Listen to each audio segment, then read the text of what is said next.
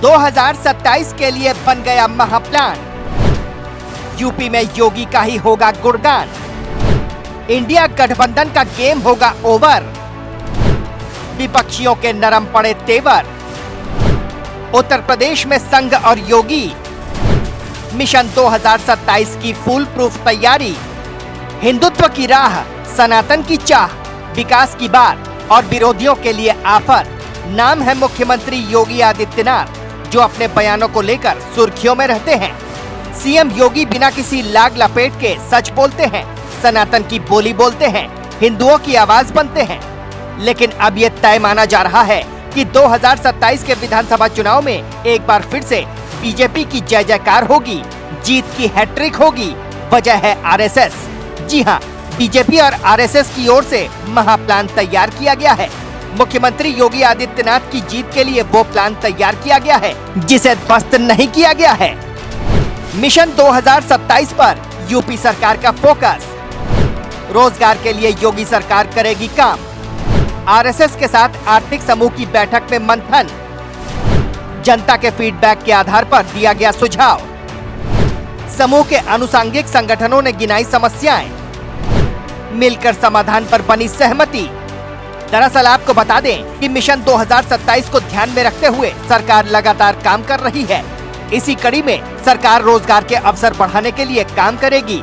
ये फैसला हाल ही में हुई बैठक में लिया गया, जिसमें जनता के फीडबैक को ध्यान में रखा गया था।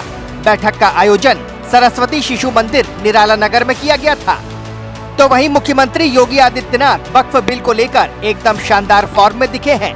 मुख्यमंत्री योगी ने कई बार विपक्ष पर प्रहार किया, वक्फ पर फुल एंड फाइनल संकेत दिए हैं, जिससे कि हिंदू एकजुट होते हुए दिखते हैं। पिछली सरकारों के पास अपने परिवार का पेट भरने की फुर्सत ही नहीं थी। जमीन लुटवाने की फुर्सत मिले तो विकास करें। अभी आपने देखा होगा, परसों ही देश की संसद में वक्फ बोर्ड संशोधन अधिनियम पारित किया है।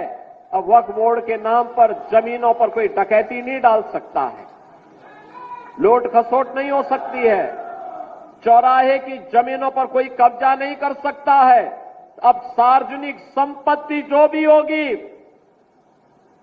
जो राजस्व की भूमि होगी, उसका उपयोग विद्यालय बनाने में, चिकित्सालय बनाने में, कॉलेज बनाने में, मेडिकल कॉलेज बनाने में, ऐसे बैराज बनाने में, गरीबों के लिए आवास बनाने में ही उसका उपयोग होगा।